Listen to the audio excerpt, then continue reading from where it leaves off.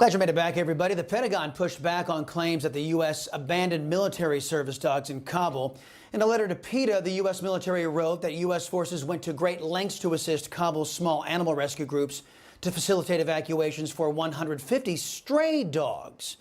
Joining me now to share more on this is PETA's Senior Vice President, Daphna Nachminovitch.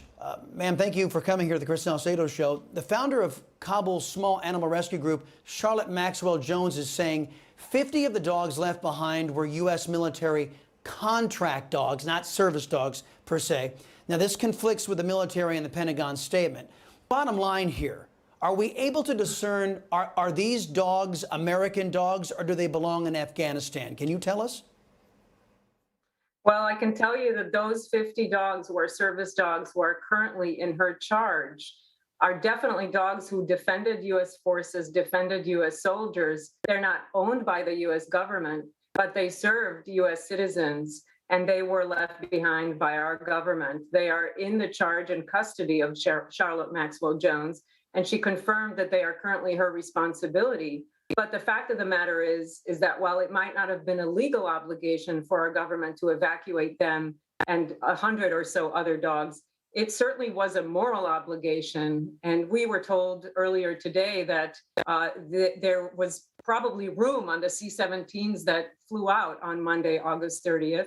We were told that there was a total of 26 C-17s that left Kabul with a total of 1,200 people. That breaks down to roughly 47 people per plane. And that I understand from what we were told that the C-17s were cleared to carry 450 human beings per plane. So that leaves 10,500 people who didn't get on the flights. And most certainly there would have been room for 150 dogs, including the 50 service dogs, who put their lives on the line through no choice of their own for our people.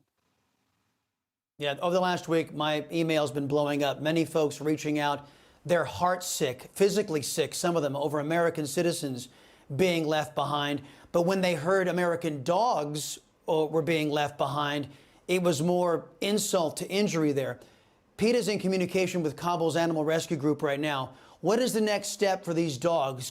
Can you and can, because the government's not doing it, can they be gotten to safety? Well, that is certainly my sincere hope, and I'm very much hoping. I obviously cannot share any details of a plan that's in place because things are so dangerous, but I know that Kabul Small Animal Rescue is 100% dedicated to the welfare and safety of these dogs.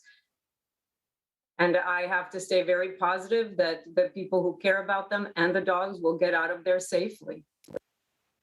Daphna, if folks want to help, and I know a lot of folks out there, because again, my email blew up when this story first broke.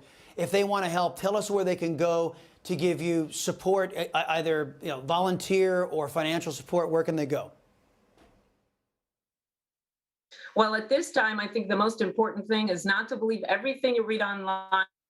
For people who care, check our website, PETA.org. If there is information to share on what people can do, we will be the first to post it.